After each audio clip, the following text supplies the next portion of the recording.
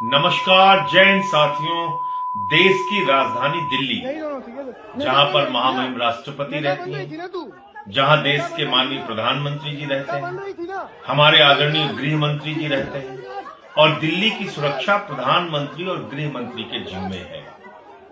उस राजधानी दिल्ली के अंदर दिल्ली विश्वविद्यालय में पहले तो इरफान हबीब जी के ऊपर पानी फेंका जाता है, जिसकी पूरे चारों तरफ आलोचना होती है। उनके ऊपर पानी फेंका जाता है, पत्थर फेंका जाता है।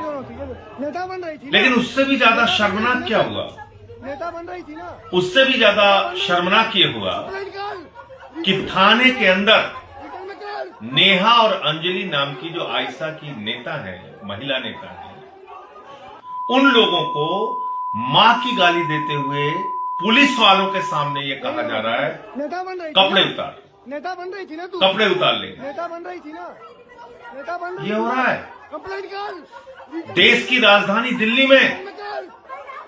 मोदी जी, ये आपका बेटी बचाओ बेटी पढ़ाओ का नारा है।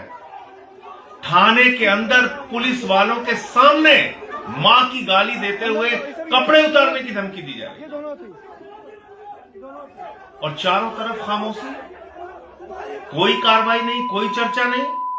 कल्पना कीजिए अगर ऐसी घटना तमिलनाडु में हुई होती, ऐसी घटना पंजाब में हुई होती, ऐसी घटना बंगाल में हुई होती, सारा गोदी मीडिया कितना हल्ला मचा रहा होता। क्या लॉ एंड ऑर्डर है, कैसे पुलिस वालों के सामने मां की गाली दी जा रही है, महिलाओं को कैसे उनके कपड़े उतारने की धमकी दी जा रही है। लेकिन देश की राजधानी में हो रहा है,